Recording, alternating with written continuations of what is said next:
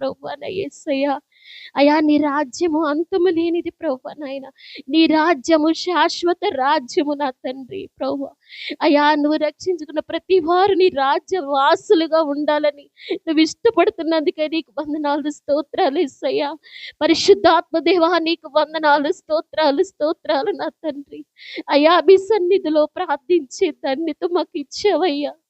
యేసయ్యా నీకే స్తోత్రం నాయన. మేము సజీవులుగా ఉన్నామంటేనే నీ కృప దేవా. నీకు స్తుతులు స్తోత్రాలు. పరిశుద్ధుడా నీకు స్తోత్రములు నాయన. మాకు మంచి ఆరోగ్యాలు ఇచ్చి ప్రభు ఆహారం ఇచ్చి ఉండటానికి నివాసాన్ని ఇచ్చిన దేవుడు తండ్రి. అయ్యా మీకే వందనాలు స్తోత్రాలు నాయన. అయ్యా జీవం కలిగిన దేవా నీకే స్తోత్రాలు నాయన. అయ్యా ఒక్కసారి మీరు జ్ఞాపకం చేసుకోవా దేవా. నా తండ్రి మా మధ్యకి దిగిరండి అయ్యా, దిగిరండి ప్రభు నాయన. అడుగువానికి కొరత లేని నీ ఆత్మనిస్తానన్న దేవుడు ప్రభు.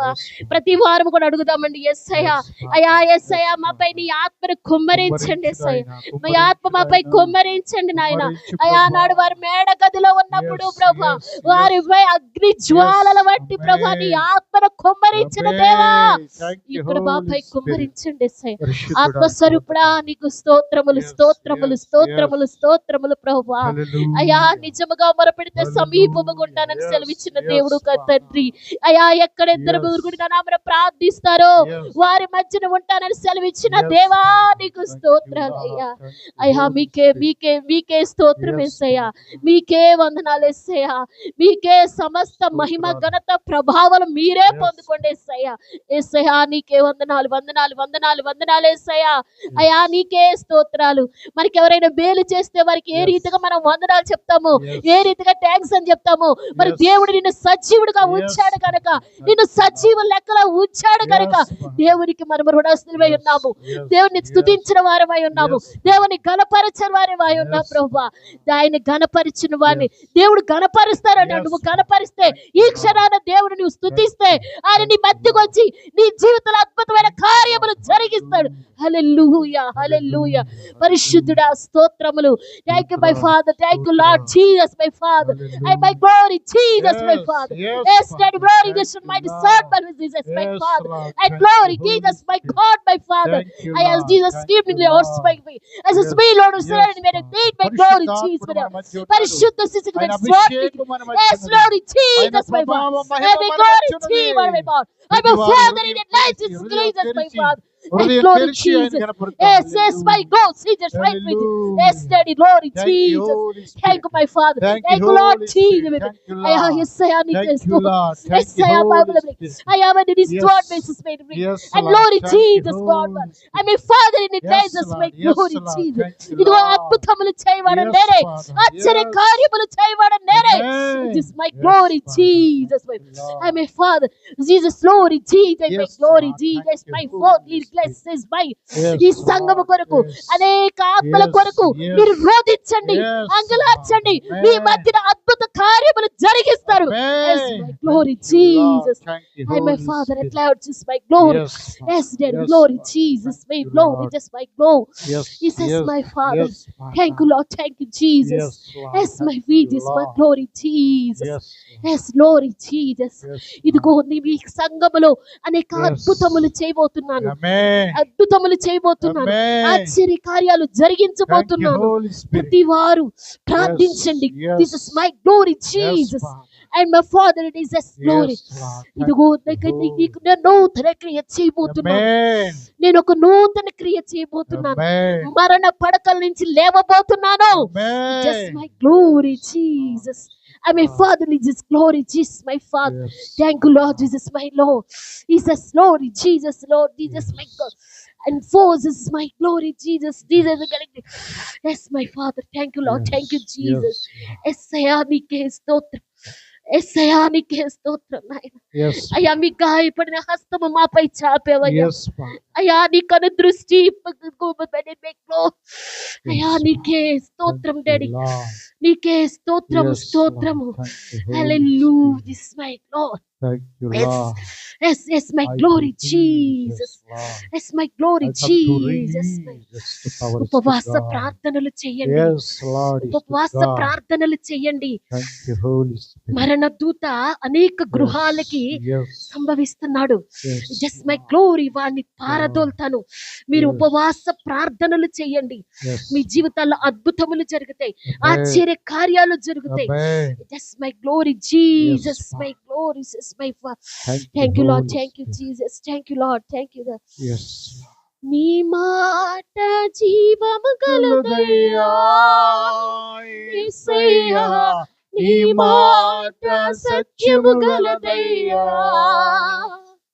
నీ మాట మార్పు లేనిదయ్యా యేసయ్యా, నీ మాట మరచిపోనిదయ్యా, నీ మాట జీవము గలదయ్యా యేసయ్యా, నీ మాట సత్యము గలదయ్యా, నీ మాట మార్పు లేనిదయ్యా యేసయ్యా, నీ మాట మరచిపోనిదయ్యా.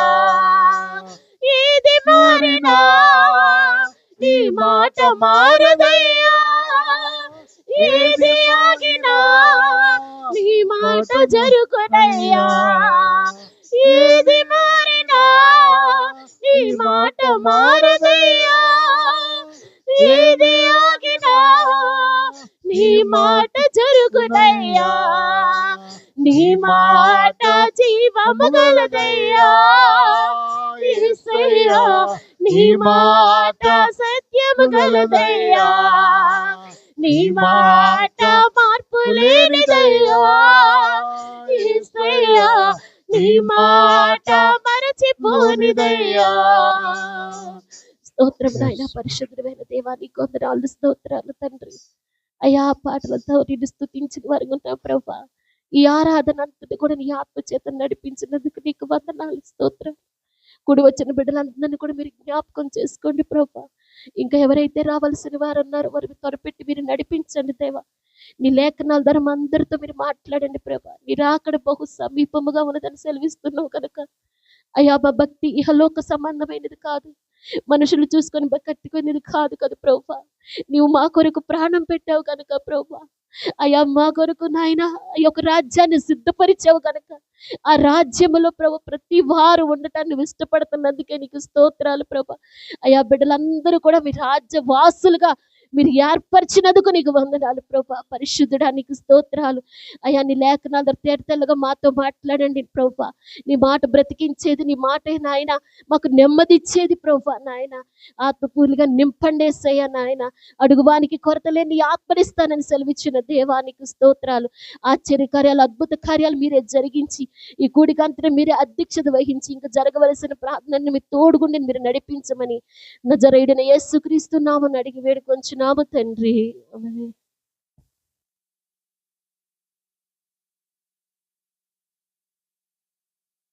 ప్రైజ్ ది లార్డ్, హల్లెలూయా.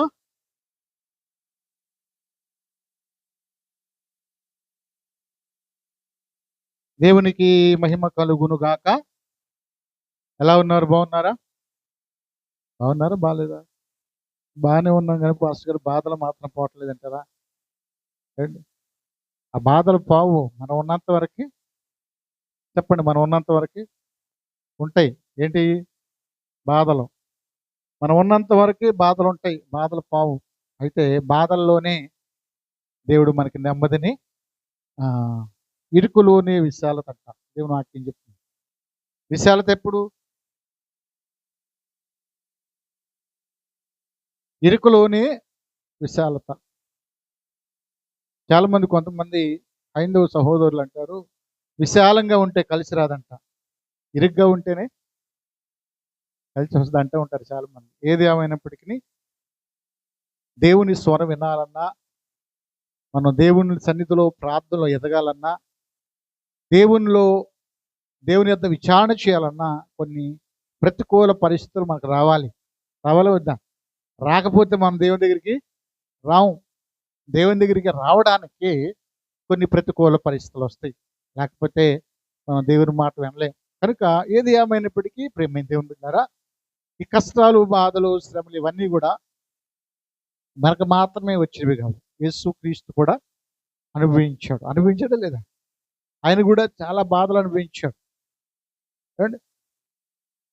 అయినప్పటికీ ఆయన ఆ శ్రమలన్నింటినీ సహించాడు, ఓర్చుకున్నాడు.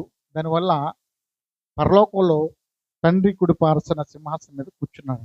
మన జీవితంలో కూడా మరి కష్టపడాలి, శ్రమపడాలి, ఓర్చుకోవాలి, దేవుని కొరకు త్యాగం చేయాలి. అప్పుడు మనకి కూడా బహుమానం పరలోకంలో సిద్ధపరచబడుతుంది. హల్లెలూయా. మరి ఈ సమయంలో మరి దేవుని వాక్యంలోకి వెళదాం. మరి గడిచిన వారం అంతా కూడా ఆయా ప్రాంతాల్లో దేవుని పరిచయం చేస్తూ, ఆయా మరి పట్టణాల్లో దేవుని వాక్యాన్ని అందించడానికి దేవుడు కృప చూపారు. మరి ఈ దినం ఈ పునరుద్ధాన దినము మరి తెలంగాణలో ఈ హైదరాబాద్ అపురూప కాలనీలో దేవుని వాక్యాన్ని అందించడానికి నడిపించారు. అందుని బట్టి నేను దేవుని స్తుతిస్తున్నాను. ఈ సమయంలో హెబ్రీయులకు రాసిన పత్రిక 10వ అధ్యాయము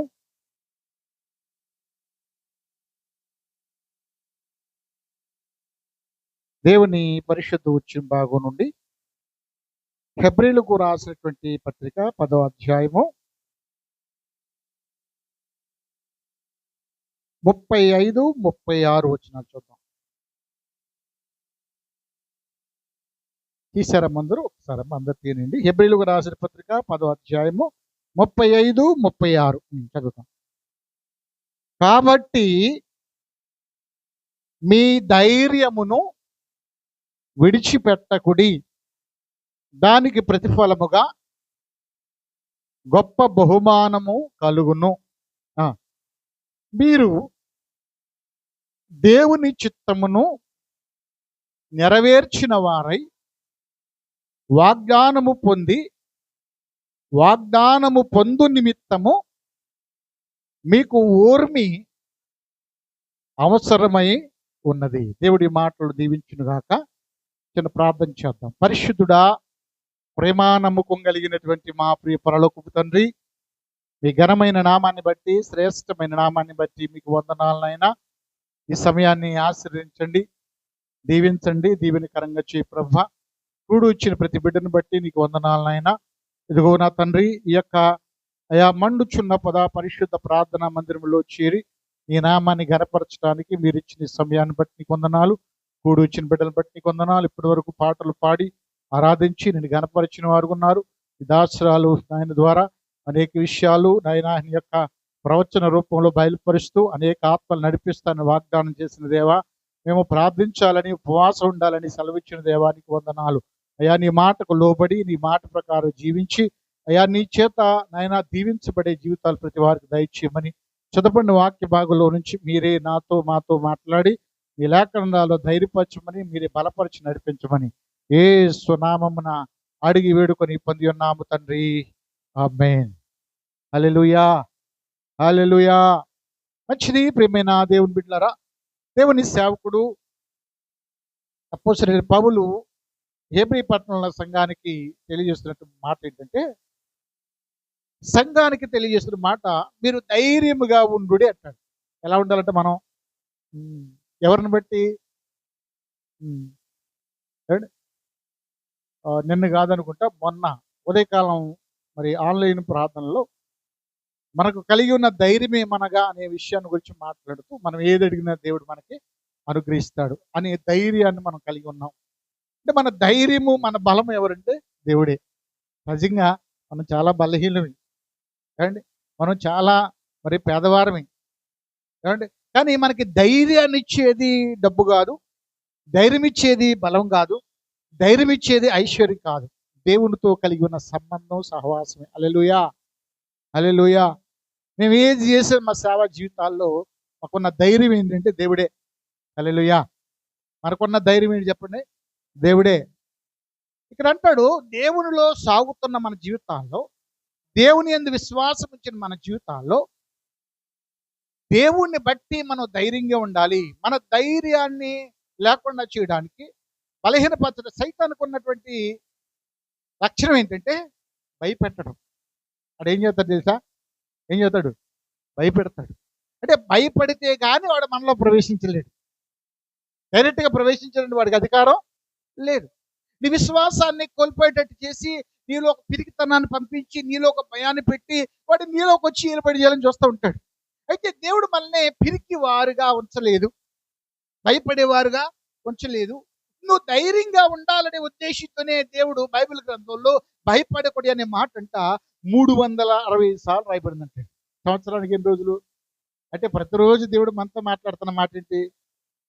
ఎందుకు భయపడాలి? నరులు నన్ను ఏమి చేయగలరు, నేను ఎవరికి భయపడను అంటాడు దావీదు. 10,000 మంది కూలినను నాకు అపాయం నా యుద్ధకు రాదు, ఎందుకంటే నా దేవుడు నా పక్షాన అనే ధైర్యం మనం కలిగి ఉండాలి. అంటే సైతాన్ గాడు ఏం చేస్తాడంటే ధైర్యాన్ని కోల్పోయేటట్టు చేయడానికి మనలో పిరికితనాన్ని పెడతా ఉంటాడు అనమాట. ఒక చిన్న రోగం వచ్చింది అనుకోండి, ఇంకంటాడు ఈ రోగంతో చచ్చిపోతాను, ఇక బాగుపడమంటాడు. ఆ రోగం ఏం చేద్దంటే అది మనం ధైర్యంగా ఉంటే ఆ రోగం తగ్గిపోతే. భయపడతా ఉన్నాం అనుకోండి, ఇప్పుడు ఒక డాక్టర్ చెప్పాడు అండి నువ్వు చచ్చిపోతావు 2 నెలలు అన్నాడుకోండి, మొన్న నేను చచ్చిపోతానంటే భయపడిపోయాను అనుకో, ఆ 2 నెలలు కూడా బతకడు, 4 రోజుల్లోనే చచ్చిపోతాడు. ఆ భయం ఏం చేసింది వాడిని? మింగేసింది, తినేసింది. కనుక సైతాన్ గాడు సమస్యలు, రోగాలు, ఇరుకులు, ఇబ్బందులు, నిందలు, అవమానాలు అనేటువంటి బాణాలు వేసి నీలో భయాన్ని రేపుతూ ఉంటాడు. హల్లెలూయా. ఏమండి, చాలా సందర్భాల్లో మేము ప్రార్థన చేయడం కొన్ని స్థలాలకు వెళ్ళినప్పుడు ప్రార్థన చేస్తున్నప్పుడు ఆ వ్యక్తిలో దురాత్మ బయటపడుతుంది. ప్రార్థన చేసి వదిలేస్తాం. ఏమ్మా ఏంటి అంటే, ఎక్కడ తగులుకుంది ఇది, నీకు ఎప్పటి నుంచి ఇలా అంటే, నేను పలానా చోటకి వెళ్ళినప్పుడు భయపడ్డానండి, అప్పటి నుంచి బాగంటలా. ఎప్పటి నుంచి బాగట్లేదట? భయపడిన కాడ నుంచి. అంటే భయపెట్టిన తర్వాత లోపలికి వచ్చేసాడు. హల్లెలూయా. ఇక్కడ భయపడకూడదు మనం, ఎందుకంటే మనలో ఉన్నవాడు లోకములో ఉన్నవాడి కంటే గొప్పవాడు. రెండు చేతుల పైకి అయితే హల్లెలూయా చెప్పండి. హల్లెలూయా. లోకంలో ఉన్నవాడి కంటే మనలో ఉన్నవాడు గొప్పవాడు. మేము ఎక్కువగా 12, 1 గంట, 2 గంటలు కూడా ప్రయాణం చేస్తాం. నేను ఒక్కడే కూడా వెళ్ళిపోతాను బండి మీద. చాలా మంది అంటారు, ఎలా వస్తున్నారు పాస్టర్ గారు, ఎంత దూరం ఎలా వస్తున్నారు, ఒక్కళ్ళు ఎలా వస్తున్నారు, ఒక్కడిని ఎందుకు అవుతా నేను, నాలో ఎవరున్నారు, నాతో ఎవరున్నారు? అసలు మనల్ని చూస్తే అంత దూరం వెళ్ళిపోవాలా దెయ్యం, ఎందుకని లోపల అగ్ని. హల్లెలూయా. దేవుని బిడ్డలు కూడా భయపడకూడదు. నువ్వు భయపడుతున్నావు అంటే సాతానికి అవకాశం ఇచ్చినట్లకే. భయమును ఏమండి, భయమును మనం పారదోలాలి. హల్లెలూయా. కనుక ప్రేమ దేవుని బిడ్డలారా, మనం ధైర్యంగా ఉండాలి. అందుకని సైతాన్ ఏం చేద్దంటే మనలో భయాన్ని నింపడానికి మనల్ని పాపం చేయిస్తాడు. పాపం చేసిన వ్యక్తి ధైర్యంగా ఉండగలదా? ఇది పెద్ద సబ్జెక్ట్, చెప్పకూడదు, సమయం చాలదు. అంటే ఏదో ఒక రకంగా నిన్ను పాపం చేయించో, నీ మీద ఒక రోగం పెట్టో, ఒక వ్యక్తి ద్వారా నిందలు పెట్టించో, ఏమంటే నువ్వు చేయలే తప్పు, కానీ ఎదుటి వ్యక్తి నీ గురించి చాలా బ్యాడ్గా మాట్లాడుతూ ఉన్నాడు. ఆ మాటలు విన్నప్పుడు నిజంగా నువ్వు ఎంత నీతికి యథార్థంగా ఉన్నప్పుడు కూడా నువ్వు బయటికి వెళ్ళడానికి భయపడతావు. అవును కదా? నీ ఎవరితో మాట్లాడటానికి భయపడతావు. నువ్వు ఏ తప్పు చెప్పినా కానీ ఆ మాటల వల్ల నీ హృదయంలో ఉన్నటువంటి ఏమంటే కలవరం, ఒకవేళ అలాంటి ఆలోచన మనకు వచ్చి ఉండొచ్చు, కానీ అవి క్రియారూపంలో రాకుండానే అవి మన మనసులోకి వచ్చిన వాటిని మనం చేసినట్టుగా ఒక రోమరు పుట్టిస్తాడు సైతాన్ గారు. అప్పుడు ఏమైంది మనకు? ఆటోమేటిక్గా భయం వచ్చేస్తుంది. అందుకని దేవుడు అంటాడు కదా, భయపడొద్దు, ఎందుకంటే మన దేవుడు మన పక్షాన ఉన్నాడు. హల్లెలూయా. ఒకవేళ చేశాం, ఒక పాపంలో పడ్డామే అనుకోండి, దాంట్లో మనం నిలబడలేం, ఎందుకంటే దేవుడు నిలబడినీడు. మనం లేపుతాడు, లేపడా? లేపుతాడు. అంటే దేవుడు లేపి బండ మీద మన అడుగులు స్థిరపరుస్తాడు. అందుకే దావీదు అంటాడు, నా కాలు జారినని నేను అనుకొనగా యెహోవా బండ మీద నా అడుగులు స్థిరపరచును. హల్లెలూయా. మనకు దేవుడు ఎంత ఇంద్రియ నిగ్రహము గల ఆత్మను ఇచ్చాడు, కానీ పిరికితనం గల ఆత్మను ఇవ్వలేదు. నువ్వు దేవుని వాక్యాన్ని చదువుతున్నప్పుడు, ప్రార్థన చేస్తా ఉన్నప్పుడు నువ్వు ధైర్యాన్ని సంపాదించుకుంటావు. ఏం సంపాదించుకుంటావు అంటే ధైర్యాన్ని సంపాదించుకుంటావు. సాతాను కూడా కొన్ని సందర్భాల్లో మనల్ని భయపెట్టడానికి విచిత్రమైన కళలు, విచిత్రమైనటువంటి దర్శనాలు చూపిస్తూ ఉంటాడు. ఏమండి, విచిత్రమైన ఆలోచన మనలో పుట్టిస్తూ ఉంటాడు. అయితే దేవుని వాక్యం అంటుంది, మీరు భయపడొద్దు, ధైర్యమును విడిచిపెట్టొద్దు, మీరు దేవుని కొరకు ప్రయాసపడుతున్నారు కనుక బహుమానం ఉంది. ఎక్కడ? పరలోకంలో. దేవునికి మహిమ కలుగునుగాక. ఇక్కడ మనం చదివినటువంటి 36వ వచనంలో దేవుడు నాకు ఈ వచ్చిన నా మనసులో పెట్టిన కొన్ని మాటలు మనం ధ్యానించుకుందాం. 36వ వచనం చూడండి ఒకసారి. మీరు గమనించండి, మీరు దేవుని చిత్తమును నెరవేర్చిన వారై వాగ్దానము పొంది నిమిత్తము ఏం కావాలంటే మనకి ఓర్మి అంటే ఏంటి? ఓర్పు, సహనము. మనకి ఏం అవసరం?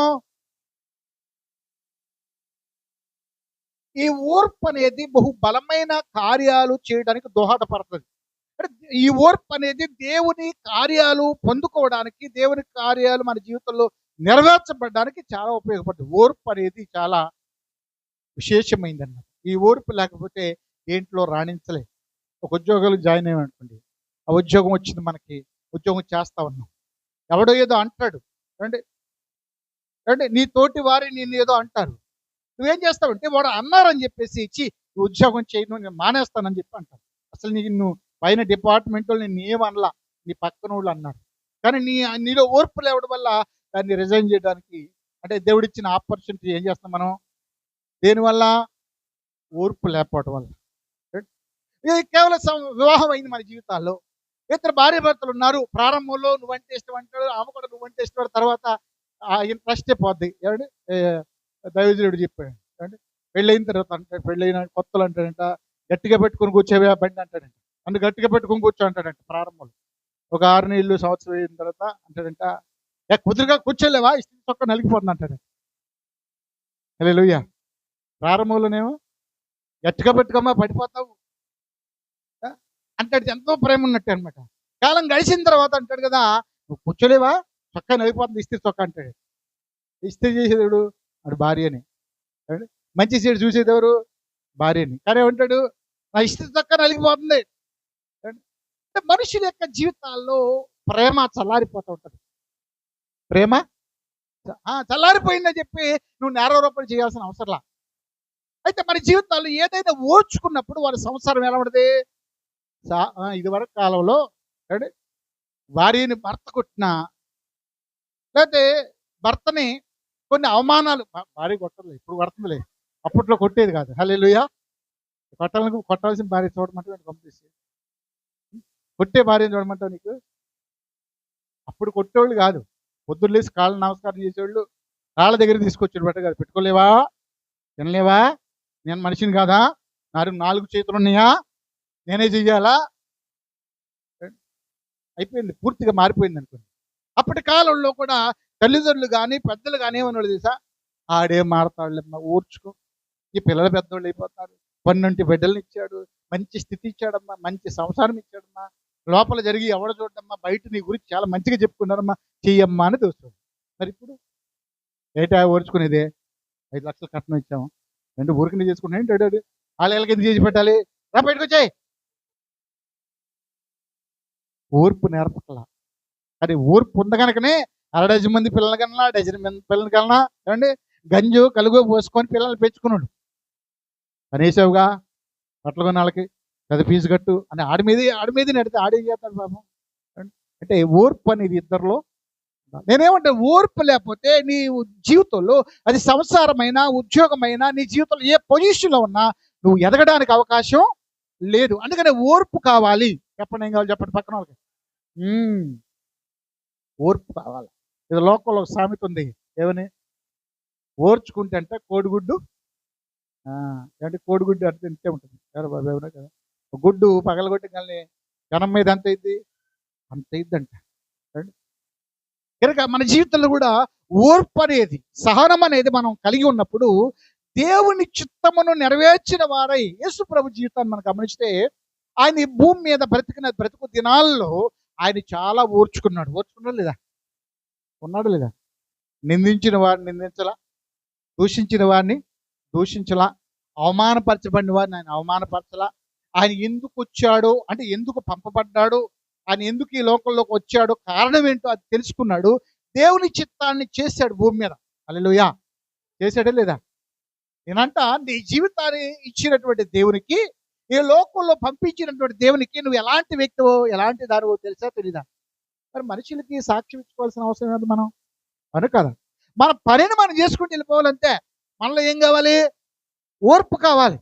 ఓర్చుకున్నప్పుడు, సహించుకున్నప్పుడు మన జీవితాల్లో అనేక విషయాలు నేర్చుకోవడానికి, తెలుసుకోవడానికి ఆస్కారం ఉంటుంది. హల్లెలూయా. దేవునికి మహిమ కలుగును గాక. కనుక మనం జాగ్రత్త గమనిస్తే మరొక మాట మీకు జ్ఞాపకం చేస్తాను చూడండి ఒకసారి.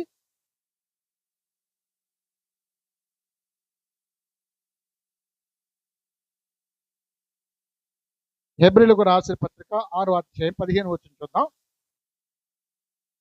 హెబ్రీలకు రాసిన పత్రిక 6వ అధ్యాయం 15 వచనం. ఆ మాట నమ్మి అతడు ఓర్పుతో సహించి ఆ వాగ్దాన ఫలము పొందెను. హల్లెలూయా. ఎవరైనా చెప్పండి అమ్మా. అబ్రహాము జీవితంలో ఏం చూస్తాం మనం? ఓర్పు చూస్తాం. దేవుడు ఒక మాట చెప్పాడు అనుకోండి, ఆ మాట ప్రకారం జీవించడానికి ఏం కావాలి? దేవుడిచ్చింది చెప్పింది పొందుకోవడానికి ఏం కావాలి? దేవుడిచ్చిన దాన్ని స్వతంత్రించుకోవడానికి ఏం కావాలి? మనకి ఓర్పు కావాలి. ఓర్పు లేకపోతే మన జీవితాల్లో విజయాన్ని పొందలేం. విజయాన్ని పొందిన ప్రతి వారి జీవితాలు మనం చూస్తే వాళ్ళు ఎంతో ఓర్పుమంతులై ఉన్నారు. హల్లెలూయా. వాళ్ళు ఎంతో ఓర్పుమంతులై ఉన్నారు. ఒక రైతు విత్తనాన్ని విత్తిన తర్వాత ఆ విత్తనము ఫలించి ఆ పంటను కూర్చుకునే వరకు కూడా ఓర్పుతో ఎదురు చూస్తాడు. అవునా కదా? ఓర్పు కావాలి వద్దా? కావాలి. అంటే దాని కొరకు ఆ ఫలము పొందుకోవడానికి రేయింబగులు కూడా ఓర్పుతో ఉంటాడు. ఆ విత్తనాన్ని విత్తిన కాడి నుంచి కూడా పంట ఫలించి తను కూర్చుకునే వరకు కూడా పద్దాకడ పొలం కాడికి వెళ్తాడు, నీళ్లు పెడతాడు, అర్ధరాత్రి అపరాత్రుండు ఏమండి అనేక రకాలుగా ప్రయాసపడి ఆ వ్యవసాయం దగ్గర చూస్తాడు. ఆ తర్వాత ఆ పంటను కూర్చుకుంటాడు, చాలా సంతోషపడతాడు. హల్లెలూయా. నీ జీవితంలో కూడా ఒక మంచి భవిష్యత్తును పొందాలనుకున్నావా? నీ వ్యాపారంలో లాభాన్ని పొందాలనుకున్నావా? నీ ఉద్యోగంలో ప్రమోషన్ పొందాలనుకుంటున్నావా? నీ భక్తి జీవితంలో బహుమానాన్ని పొందాలనుకుంటున్నావా? నీ కుటుంబంలో ఒక మంచి పేరును కీర్తిని సంపాదించుకోవాలనుకుంటున్నావా? నీ జీవితంలో కొన్ని అవమానాల్లో గుండా వెళ్ళాల్సి వస్తుంది, కొన్ని శ్రమల్లో గుండా వెళ్ళాల్సి వస్తుంది, కొన్ని నిందల్లో గుండా వెళ్ళాల్సి వస్తుంది. ఇప్పుడు యోసేపు జీవితాన్ని మనం గమనించినట్లయితే అతను ఎంత ఓర్చుకున్నాడో లేదా? అన్నదమ్ములతో ఓర్చుకున్నాడు, అధికారులతో ఓర్చుకున్నాడు. అంటే చెయ్యని నేరాలకు నిందలు పడింది ఎవరికి? యోసేపుకి. ఏమండి అయినా ఓర్చుకున్నాడు. ఇలా చెప్తే ఎవడు కేవలం నమ్మరని యోసేపుకు తెలుసు. దేవుడే చూసుకుంటారు అనుకుంటే అంతే. నిజంగా తన సహోదరులందరూ కూడా కలిసి కలలుగానేవాడు వస్తున్నాడు అని చెప్పేసి అందరు వీడిని చంపాలని చెప్పేసి కుట్ర పన్ని బట్టలు చింపేసి కొట్టి ఆ నూతులో తోసినప్పుడు ఎంత బాధపడి ఉంటాడు. అవునా కదా? అసలు నేను ఏం చేశాను? నాదేమో తప్పు ఉందా? నా అన్నలని నేను ప్రేమించి నా అన్నలకి మరి మంచి ఆహారాన్ని తీసుకురావాలని నా తండ్రి చెప్తే నేను వచ్చి వీళ్ళకి ఆహారం ఇవ్వడానికి వచ్చాను కదా, నన్ను అర్థం చేసుకోకుండా తోడబుట్టినోడు అయినప్పటికీ నన్ను బాధ పెట్టారని చెప్పేసి లోపల నలిగిపోయి ఉంటాడు. నలుగుతాడు, బాధపడి ఉంటాడండి. ఓర్చుకున్నాడు. దేవుడు ఏదో ఒక రోజున నన్ను లేపుతాడు పైకి, ఏదో ఒక రోజున నా స్థితి మారుస్తాడు, ఏదో ఒక రోజున నా సహోదరులను అర్థం చేసుకుంటారు, వాళ్ళే తెలుసుకుంటారు తప్పుని. హల్లెలూయా. ఎంత ఓర్పు అండి. మనమైతే చిన్న నిందేస్తే మనం ఊరుకుంటామా? ఎవరన్నారు? తీసుకురా రుజువు, ఎదుగో బైబిల్ మీద ప్రమాణం చేయి, ఎదుగో ఆళ్ళ మీద ప్రమాణం చేయి, ఏళ్ళ మీద ప్రమాణం చేయి. దానివల్ల ప్రయోజనం ఉందా? రేపొద్దున సిగ్గుపడే రోజు ఒక రోజు ఉంది. నీ శత్రువులు నీ మీద నిందలేసిన వాళ్ళు. నీ జీవితంలో ఏం కావాలి? వాళ్ళ కొరకు ఎక్కువగా ప్రార్థన చేయి. వాళ్ళ కొరకు ఏం చేయాలి? మనం ప్రార్థన చేయాలా. ఎప్పుడైతే మనం ప్రార్థన చేస్తామో రండి, ఎప్పుడైతే ఓర్పుతో ఉంటామో ఒకానొక దినాన గొప్ప కార్యాలు మన జీవితంలో చూచుదము గాక. అబ్రహాము కూడా సహించుకున్నాడంటండి.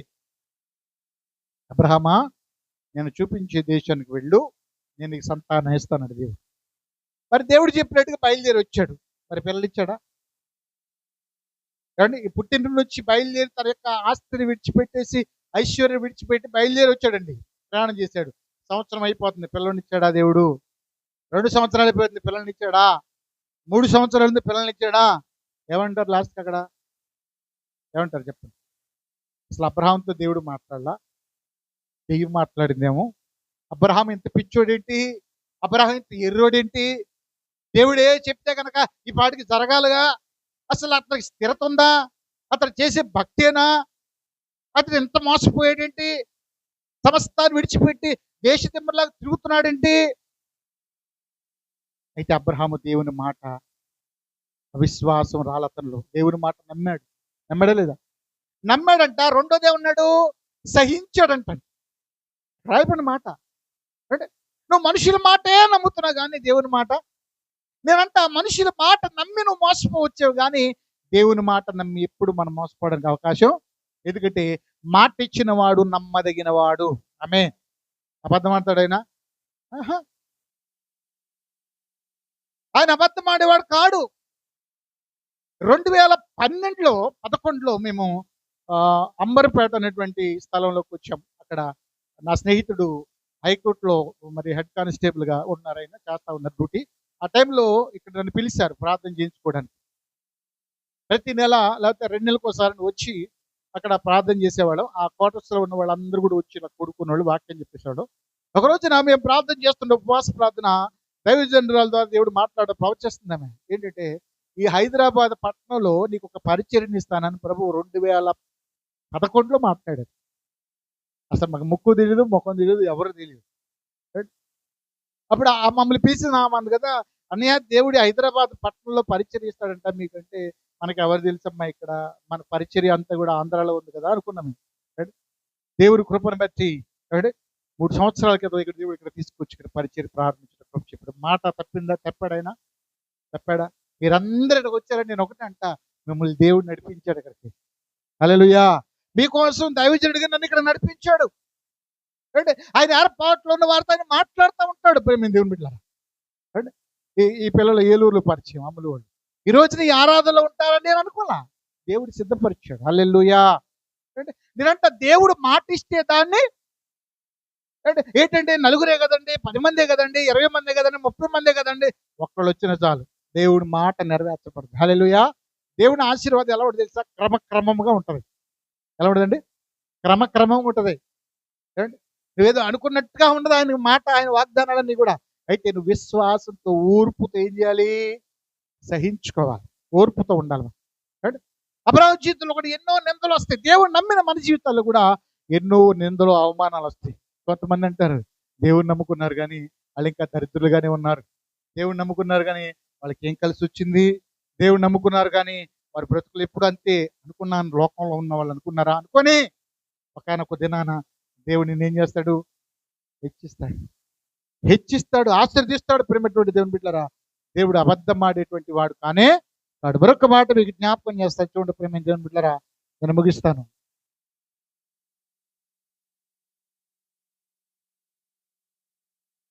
కీర్తన గ్రంథము 37వ అధ్యాయము 7వ వచనం చూద్దాం. కీర్తన గ్రంథము 37వ అధ్యాయము 7వ వచనం చూద్దాం.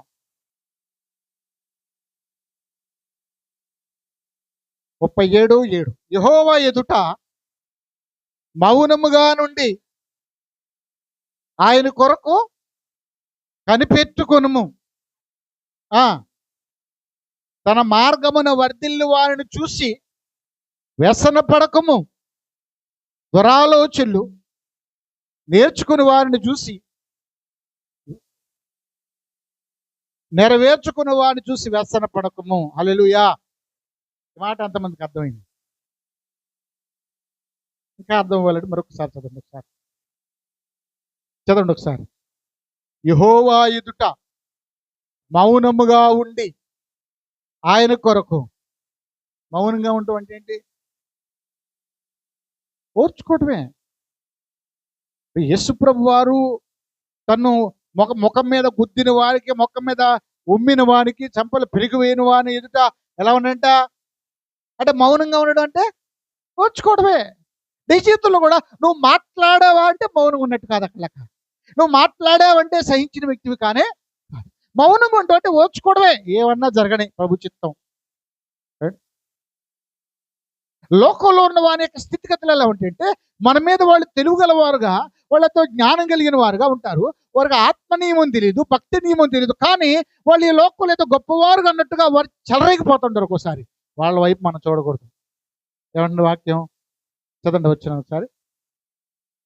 యెహోవా ఎదుట మౌనముగా ఉండి ఆయన కొరకు కనిపెట్టుకొనుము. తన మార్గమున వర్ధిల్లు వారిని చూసి. ఎవరిని చూసి అసలు పడకూడదంట? అదే చేస్తాం మనం కదా. వాళ్ళు చూడు ఎంత బాగున్నారు. నిన్న కాక మొన్న వచ్చారండి, హైదరాబాద్ ఇల్లు కూడా వేసుకున్నారండి. నిన్న కాక మొన్న వచ్చేసారండి. ఓ పొంగిపోతుందండి వాళ్ళ కుటుంబంలో. ఎంత మేలులు పొందుకున్నారు వాళ్ళు. ఇలా జరగడానికి కోసమే మనం అక్కడిక్కడ పరిగెత్తూ ఉంటాం. అవును కదా. కలిసి రావడం కోసమే నేను చాలా సందర్భాలు చెప్తాం అంటే నా దగ్గరికి వస్తూ ఉంటారు చాలా మంది. అయ్యా కలిసి రావాలి. ఒక ఆయన అంటాడు కదా, మాస్టర్ గారండి మీరు ఇది వరకు ప్రార్థన చేస్తే జరిగేది చెప్పేసేవాళ్ళు, మీరు ఏం చెప్తే జరిగేది. ఇప్పుడు మీరు ప్రార్థన చేస్తున్నా కదా, మీరు చెప్పింది జరగట్లేదు. దగ్గర ఏం చేయాలి, నేను ఏం సమాధానం చెప్పాలి వాళ్ళకి? మీరు ఒకప్పుడు ఏం చెబితే అది జరిగింది, ఇప్పుడు జరగట్లా. ఎక్కడో తేడా వస్తుంది. అంటే నా భక్తిలో తేడా అవుతుంది, నా పాపం వాళ్ళకి. నా విశ్వాసంలో తేడా అవుతుంది ఒకవేళ. ఒక సహోదరు అంటది కదా, ప్రార్థన చేసుకోమ్మా అంటే ఏమంటది కదా, దేవుడు నాకు ఏం చేశాడని ప్రార్థన చేసుకోవాలండి, నాకు ఏం మేలు చేయలేదు దేవుడు అంటున్నా. ఏం చేశాడు, నాకు ఏం మేలు జరిగింది నేను అన్నా. దేవుడు నీకు ఏం చేశాడు అన్నప్పుడు నువ్వు దేవుని కొరకు ఏం చేసావు? ఇది ఆలోచన చేయరు. దేవుడు మాత్రమే చెయ్యాలా. నువ్వు ఒకవేళ మేము అడిగాం అనుకోండి, దేవుడి కొరకు నువ్వేం చేసావు అన్న అనుకోండి, ఈ గుడి కాకపోతే ఇంకో గుడి, ఇంకేంటి ఈ మందిరం కాకపోతే ఇంకో మందిరం. ఈ పాస్టర్ గారు అర్థం చేసుకోడు అసలు. ఈ పాస్టర్ గారు చెప్పిందే నాలి, ఆయన ఒక నియంత అండి, ఆయన చెప్పిందే నాలి అంటూ ఉంటారు కొంతమంది. నేను ఒక మాట చెప్తున్నా, ప్రేమ దేవుని బిడ్డలారా, దేవుడు నీ జీవితం ఏదన్నా చేయాలంటే, ఏదన్నా నువ్వు ఆశించాలంటే, నువ్వు దేవుని కొరకు ఏం చేయగలుగుతున్నావు అనేది కూడా మనం ఆలోచన చేయాలి. హల్లెలూయా, హల్లెలూయా. నేను అన్న సహోదరితో, ఏం చేయాలమ్మా దేవుడు నిన్ను? నీకు ఆరోగ్యం ఇవ్వలేదా? నీకు చిన్న జాబుని ఇవ్వలేదా? నీ జీవితంలో మరి దేవుడు ప్రతి బంధకాల నుంచి విడిపించలేదా? ఏమి ఇవ్వాలి నీకు అని చెప్పా.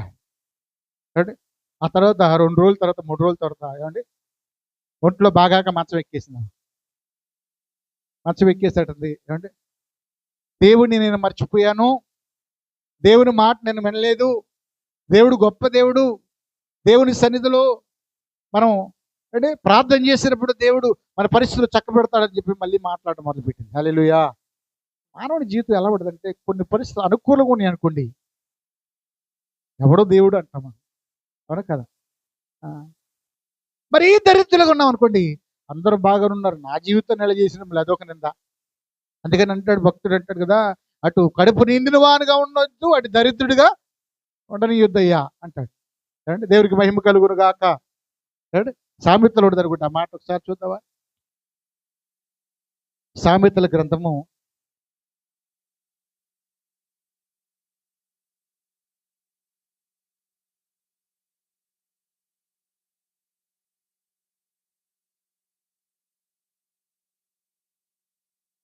30వ అధ్యాయము.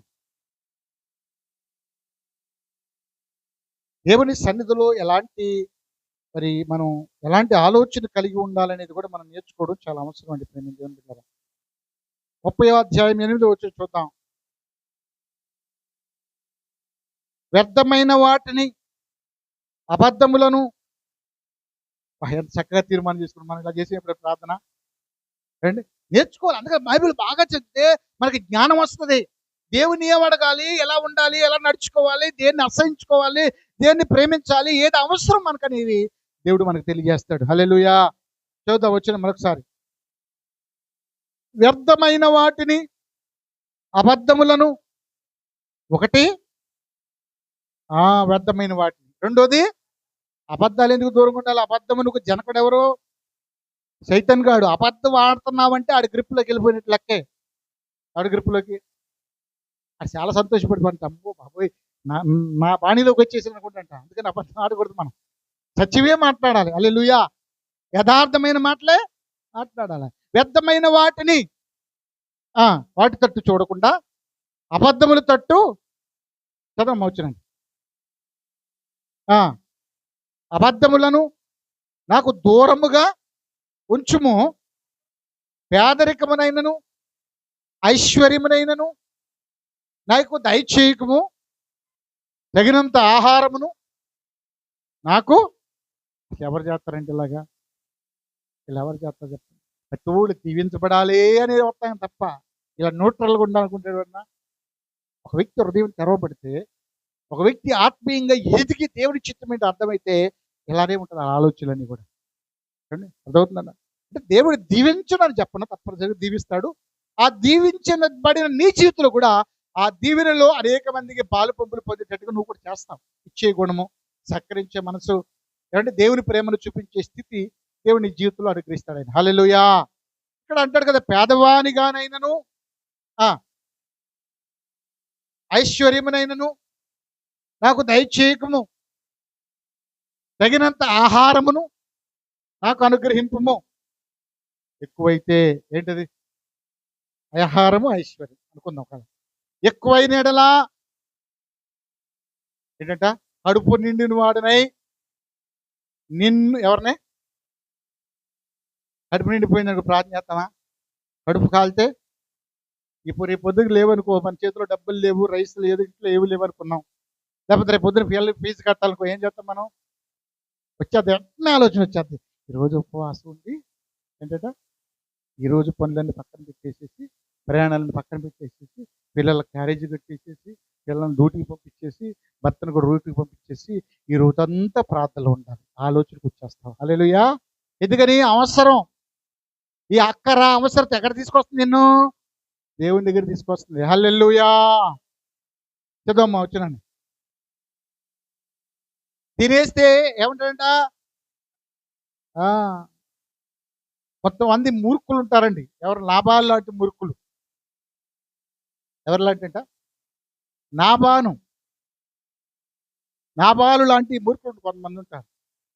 ఏంటి అతడంట గొర్రెలు ఉన్నాయంట, గొర్రెలు కాపరిగా ఉన్నాడు. దావీదు గారు ఆ దారి వస్తా తన పరివారం కోసం ఆహారం ఇమ్మని అడగడానికి పంపిస్తే, అంటే ఈ దావీదు వాళ్ళ గొర్రెలు మేపేటప్పుడు కొంత సత్కారంగా ఉన్నాడంట. అంటాడు కదా, నాబాలు అనేటువంటి వాడు అంటాడు కదా, ఏమంటాడు తెలుసా?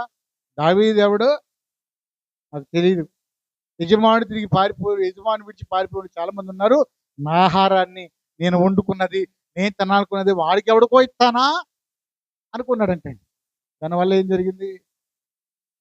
గుండాకి చచ్చిపోయి. ఎవరు? ఒకసారి మన తిండి, మన ఆశీర్వాదమే, మన తృప్తి, మన యొక్క ఆశీర్వాదం మనం ఒకసారి నష్టానికి గురి చేస్తుందండి. హల్లెలూయా. ఆ ధనవంతుడు కూడా అంటున్నాడు, నా ప్రాణమా తినుము, తాగుము, సుఖించుము, అనేక దినములకు కావలసినటువంటి ధనము, ధాన్యము. అరే, దేవుడి దయ వల్ల బాగా పడింది ఈ సంవత్సరం. దేవుడి దయ వల్ల నేను అనుకున్న దానికంటే ఎక్కువ టార్గెట్ ఇచ్చాడు దేవుడు. దేవునికి ఇద్దాం, దేవుని వల్ల జరిగింది, దేవుని సాగుకి ఇద్దాం అనుకున్నాడు. ఏమనుకున్నాడు? ఫస్ట్ పొలం దగ్గరికి వెళ్ళగానే ఆలోచన చేశాడు, ఇంటికి వెళ్ళిపోదాం, ఇప్పుడు బాగా పండింది కనుక ఇప్పుడు కట్టుకున్న గరిసెలు పట్టం వాటిని పడేసేసి ఇంకా పై ఎత్తే కట్టించుకుందాం, హోటల్లో దాచేసుకుందాం అనుకున్నాడు. కానీ దేవుడు మాత్రం వాడికి గుర్తొచ్చాడా? అది అట్టాడు, నా ప్రాణమా తినుము, తాగుము, సుఖించుము, అనేక సంవత్సరాలు కావలసిన ధాన్యం సమకూర్చబడినంటే దేవుడు, ఒరే వీరుడా, ఈ రాత్రి నీ ప్రాణము ఎవరు తింటాడు? ఇవన్నీ నువ్వు తినాలంటే నీకేం కావాలి? ప్రాణము కావాలి. ఆ ప్రాణమే లేకపోతే నువ్వేం చేసుకుంటావు? అవన్నీ నేనంట దేవుడితో సహవాసం కలిగి ఉన్నప్పుడు మన జీవితాల్లో ఆశీర్వాదం చూస్తాం. హల్లెలూయా. భక్తిహీనులంట, వ్యసనపళ్ళు ఆశీర్వాదం పొందినప్పుడు మనకు ఒకసారి ఏమైందంట? వ్యసన పడిపోతాం. ఏమని? వీళ్ళు బాగానే ఉన్నారు, వీళ్ళు బాగానే ఉన్నారు అనుకుంటాం. అలాంటి వ్యసనం పడకూడదు అంటాడు. సహించుకొని ఓర్పుతూ ఉండాలంటాడు. మన చదివిన కీర్తన బాగా చదివాం కదా. ఏం చదివాం? కీర్తన సామెతలు కాదు నా. సరే, ఇది కూడా కంప్లీట్ చేద్దాం. వేదనై దొంగిలి నా దేవుని నామమును దూషింతునేమో. చాలండి. ఏమంటాడు ఇక్కడ? ఎక్కువగా ఉంటే కడుపు నిండి దేవుడు ఎవడు అంటానేమో, ఒకవేళ పేదవాడుకుంటే దొంగతనం చేసి కడుపు నింపుకోవడానికి దొంగగా మారిపోతానేమో. కనుక పేదవాడుగా ఉంచొద్దు, ధనికుడిగా ఉంచొద్దు, నాకు కావలసిన సమయోచితమైనటువంటి సహాయము. హల్లెలూయా. ఇతరులు చూసి మనం వ్యసనపడకూడదంటే ఏం చేయకూడదు? వ్యసనపడకూడదు. మనలో ఏముండాలి? ఓర్పు ఉండాలి. ఈ రోజు మన సబ్జెక్ట్ ఏంటంటే ఓర్పు.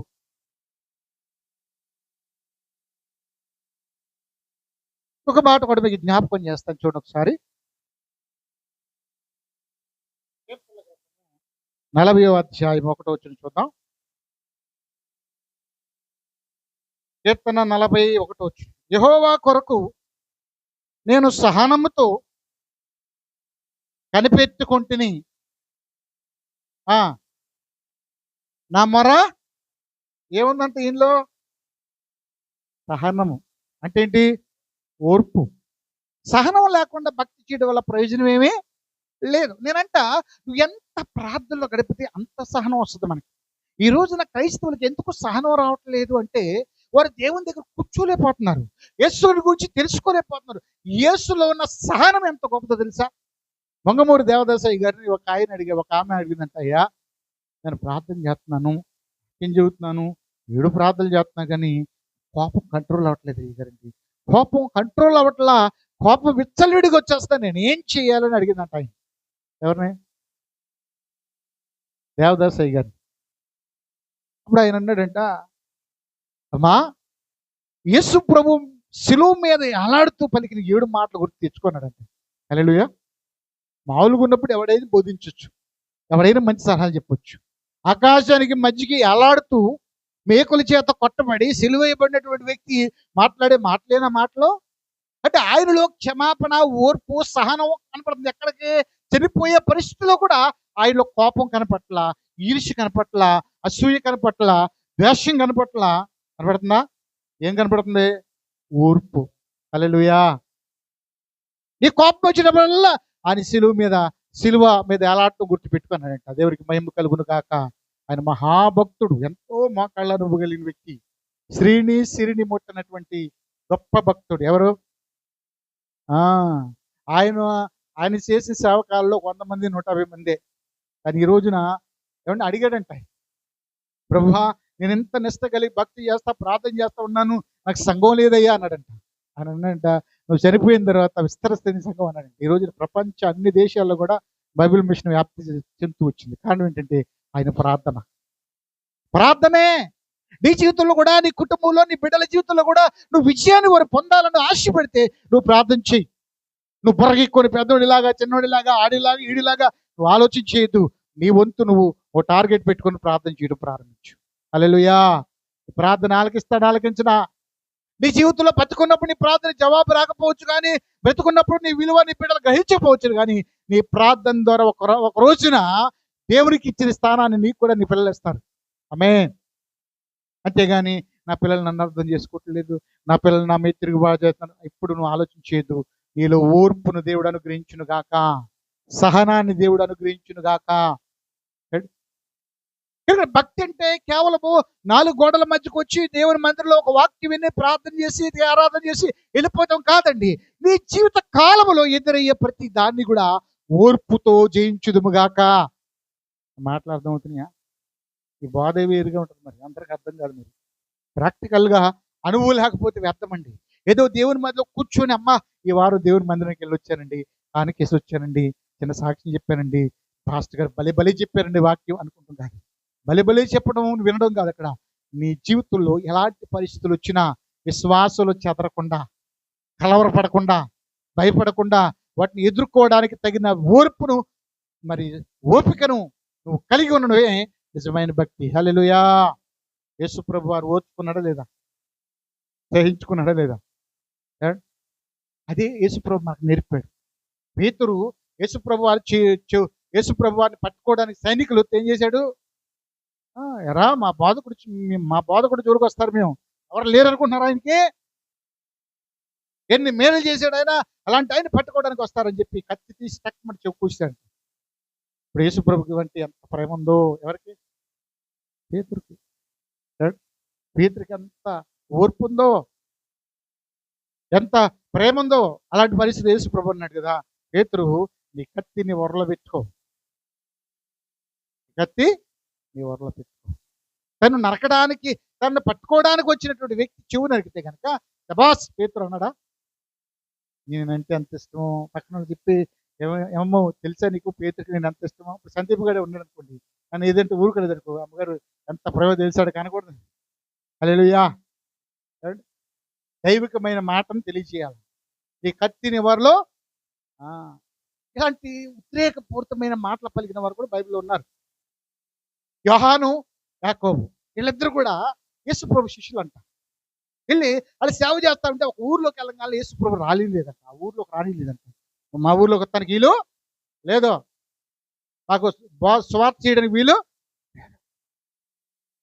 ఈ రోజున కూడా అదే మాటలు కొన్ని గ్రామాలు అంటున్నారు. మా ఊర్లో ఎవరున్నారో వస్తారు మీరు వాక్యం చెప్పడానికి, ఇక్కడ ఎవరు క్రైస్తవులు లేరు, అడుగు పెడతానికి వీలు లేదు అన్నారు లేదా అంటున్నారు. అప్పుడు కూడా అన్నారంట. వాళ్ళు ఇంకొక మాట చెప్పనా, నువ్వు ఆ ఊర్లోకి వెళ్ళడానికి అడుగు పెట్టనీకి పోవచ్చు, రానికి పోవచ్చు, కానీ ఆ ఊరు కొరకు ప్రార్థన చేసేటువంటి కృప దేవుడు మనకి ఇచ్చాడు లేదా? మనం ఉదయకాలం అదే చేస్తున్నాం. 5 గంటల నుంచి 6 గంటలు జరిగే ప్రార్థనలో దేవుడు నేను ప్రార్థన చేసి నాకు ఇచ్చిన గ్రహింపు ఏంటంటే, ఏ రాష్ట్రాలు అయితే యాంటీ కన్వర్సీ బిల్ ఉందో, స్వార్థ ప్రకటన చేయడానికి ఆటంకాలు ఉన్నాయో ఆ రాష్ట్రాల కోసం ప్రార్థన చేయాలని ఆలోచించాడు. మొన్న వారం ఉత్తరప్రదేశ్ గురించి మనం ప్రార్థన చేశాం.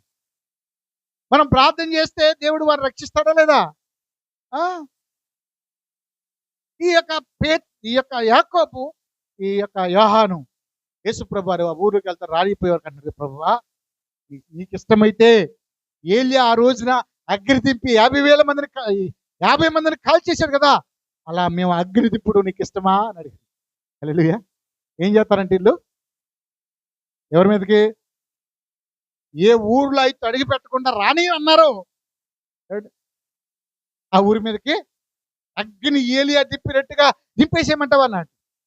అప్పుడు ఆయన అన్నాడు, మీరేం మాట్లాడుతున్నారు, మీరెట్టి ఆత్మను పొందుతారో మీరు ఎరగకయే మాట్లాడుతున్నారు. ఇది దహించడానికి శిక్షించడానికి నేను రాలా, ఆత్మ నేను ఇవ్వలా. ఆత్మ వచ్చి ఆ వ్యక్తిలో మార్పు కలిగిస్తుంది. హల్లెలూయా. మనం చెప్పిన మాట వారు వినరు, కానీ ఆత్మస్వరుడు పోయినటువంటి దేవుడు వారిని ఆకర్షిస్తే ఏమవుతాడు, వ్యక్తి మారిపోతాడు. ఇది విజ్ఞాపన చేసే ఆత్మ, ప్రార్థించే ఆత్మ, క్షమాన్ని కోరే ఆత్మ, ప్రేమించే ఆత్మ, వరకొరకు ఎలుగెత్తి ప్రార్థించే ఆత్మ మనం కలిగి ఉంటాం. హల్లెలూయా. కనుక మనం వాళ్ళకి రానికపోయినా, వాళ్ళు మనల్ని ప్రేమించకపోయినా, వాళ్ళు మనం ఇష్టపడకపోయినా మనం ఏం చేయాలి, ఎలా ఓర్పుతో ప్రార్థన చేయాలి. దేవునికి మహిమ కలుగును గాక, దేవునికి స్తోత్రం. కొన్ని సందర్భాల్లో పేతురుతో కూడా అంటాడు కదా, నీ కత్తి వరలో పెట్టి అంటాడు. అని వెంటనే ఆ పడిపోయిన చెవుని తీసుకెళ్ళి మళ్ళీ అక్కడ మ్యాజిక్ జరిగిపోయింది. హల్లెలూయా. ఆ చెవి తీసుకొని ఆడిని తీసుకొని ట్రే మీద తోసుకెళ్ళిపోయి ఎమర్జెన్సీని పెట్టి ఐసీలు పెట్టేసి ఆపరేషన్ చేసి ఆడికి రెస్ట్ ఇచ్చి ఇక ఆ ప్రాసెస్ అంతా జరగలే. ఆయన తీశాడు, అతికిచ్చాడు. ఎందుకంటే చెవులు నిర్మించిన వాడు, కళ్ళు నిర్మించిన వాడు, మానవ దేహాలు నిర్మించిన వాడు ఆయనే. దేవునికి స్తోత్రం, దేవునికి మహిమ కలుగును గాక. కనుక మనకి ఏం కావాలి చెప్పండి, ఓర్చుకోమన్నాడు. యేసయ్య చెప్తున్నాడు, నీ కత్తి వరలో పెట్టుకో, ఓర్చుకో. కనుక యేసులో ఏముందంటే ఓర్పు. ఏమని చెప్పండి, ఒక మాట జ్ఞాపకం చేసి ముగిస్తా. మత్తయి సువార్త 10వ అధ్యాయము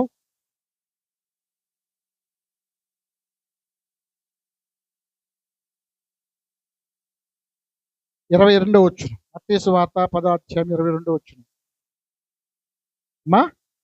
మీరు గమనించండి, మీరు నా నామము నిమిత్తము అందరి చేత, అదేంటండి, మీరు నా నామము నిమిత్తము అందరి చేత. ఇప్పుడు క్రైస్తవులు అంటే ద్వేషిస్తున్నారా, ప్రేమిస్తున్నారా చెప్పాలి. నువ్వు ఏ కులంలో పుట్టావో, ఏ కులంలో పుట్టినా, నువ్వు ఎప్పుడైతే యేసు ప్రభు దగ్గరికి వచ్చావో ఆ కేటగిరీ కోల్పోతున్నావు ఆటోమేటిక్గా.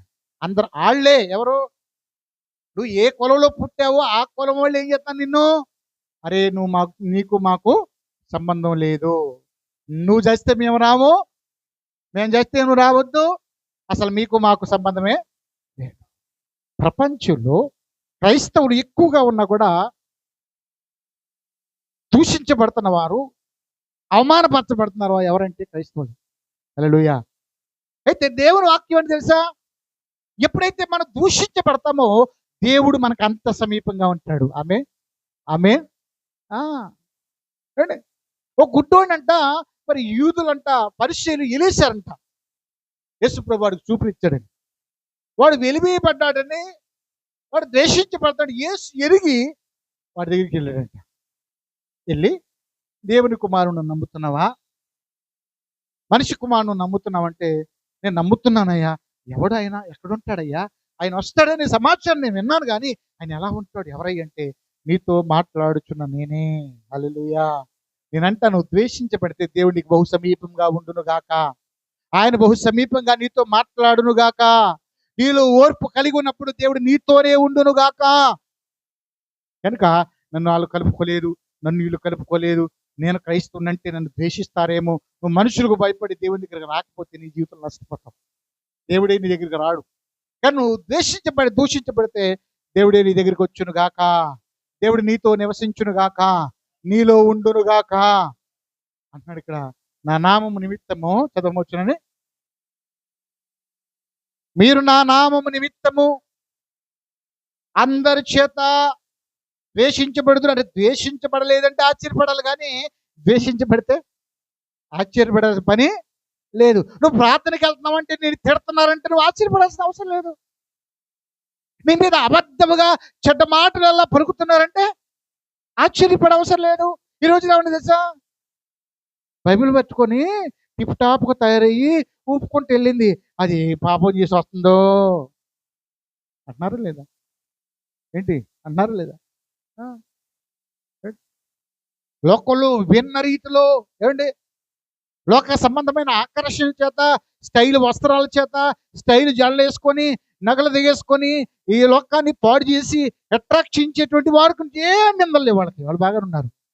నువ్వు మార్పు చెంది తెల్లని వస్త్రాలు ధరించుకొని, బైబిల్ తీసుకొని, చక్కగా స్నానం చేసి దేవుని మందిరానికి వెళ్ళిందా నువ్వు మామూలుగా ఉంటావా?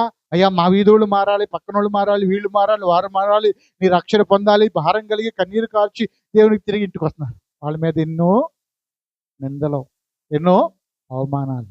ఆ దేవుడు ముందే చెప్తున్నాడు, మీరు భయపడాల్సిన అవసరత.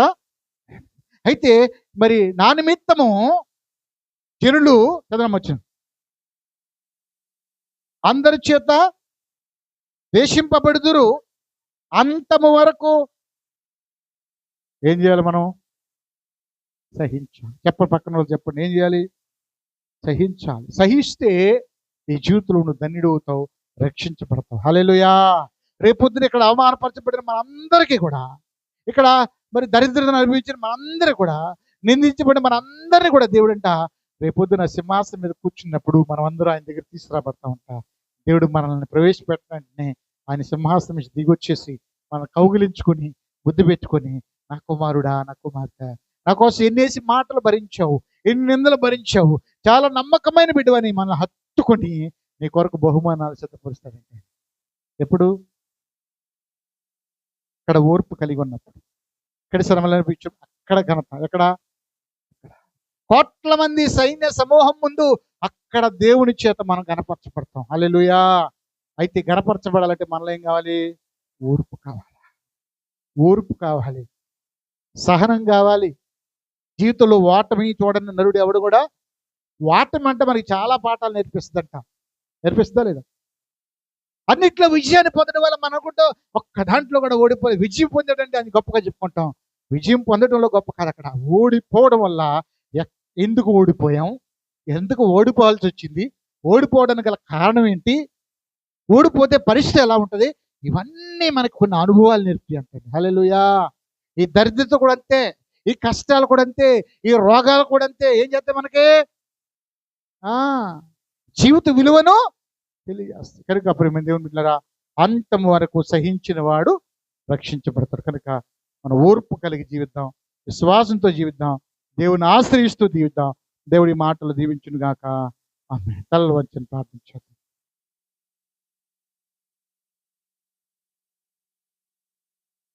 ప్రార్థన చేద్దాం. ప్రేమ దేవుని బిడ్డలారా, ఎవరు కూడా మౌనం ఉండొద్దు. కొద్ది విషయాలు మనం ప్రార్థన అడగండి దేవుడిని. అయ్యా నాకు ఓర్పు దయచే ప్రభువా, అయ్యా నాకు సహనం దయచే ప్రభువా.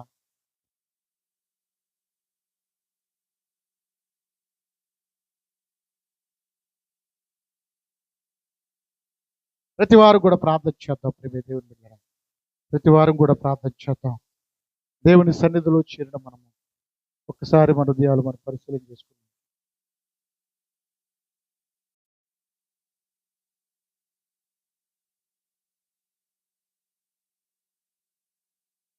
ప్రార్థన చేద్దాం.